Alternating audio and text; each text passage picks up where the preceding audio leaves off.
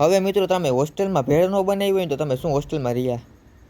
તો મિત્રો સ્વાગત છે તમારા બધાનું આપણા નવા મિની બ્લોગમાં, બરોબર. અને જામનગરમાં મિત્રો વરસાદના લીધે એવી ગંદકી થઈને કે તમે વાત જવા દો. અને પછી રાત પડી ગઈ મિત્રો, અને હું અને મારો ભાઈબંધ નીકળી ગયા આઈસ્ક્રીમ ખાવા માટે, બરોબર. અને પછી મેં મારું કડું અને ભાઈબંધે પોતાની ઘડિયાળનો દેખાડો કરીને અમે નીકળી ગયા હતા રૂમ બાજુ. અને રૂમે આવીને ખબર પડી કે આપણે બનાવ્યું નથી ભેળ, કેમ કે જમવામાં બરોબર બન્યું હતું. પછી આપણે આ બધી સામગ્રી લીધી, પછી હું નીકળી ગઈ ઉપર તપેલું અને ચમચો ની બધું લેવા માટે, બરોબર. તપેલું તો લઈ લીધું, પછી ખબર પડી આમાં તો કાણા હે. પછી આપણે તપેલું બદલી નાખ્યું, નીચે આવીને મોરી નાખ્યા આપણે ટમેટા. પછી કાકા એની શક્તિનો થોડોક ઉપયોગ કરતા હતા, બરોબર. ને પછી મેં ભાઈબંધની સ્નેપ બનાવી નાખી, બરોબર એક. અને સ્નેપ બનાવીને મિત્રો આપણે ટમેટાનું બારીક કટિંગ કર્યું. પછી આ ભાઈબંધ થોડો ગુસ્સે થઈ ગયો, કેમ કે એના વિડીયો હું ઘડી લેતો હતો એટલે. પછી ફાઇનલી એમાં આલુ સેવ અને સેવ મમરા ભેળવી નાખ્યા, બરોબર. અને પછી મિત્રો આપણે એમાં નાખી મગદાળ, અને મગદાળ નાખીને મિત્રો પછી આપણે નાખી પાછી રત્નામી સેવ, બરોબર. રત્નામી સેવ નાખીને મિત્રો ઘરનો ફરારી ચેવડો નાખી દીધો આપણે. અને એમાંથી થોડીક કિસમિસ નીકળી હતી, આપણે થોડીક સાઈડમાં કાઢી લીધી. પછી એમાં નાખ્યું લીંબુ, અને મિત્રો લીંબુ મોરીને મસ્ત મજાનું લીંબુ રેડી દીધું. પછી આપણે નાખી થોડીક એમાં ચટણી, તો ચટણી ખુલતી નથી એટલે ચટણી આપણે ચાકુડથી કાપી નાખીને પછી એમાં નાખી આપણે ચટણી.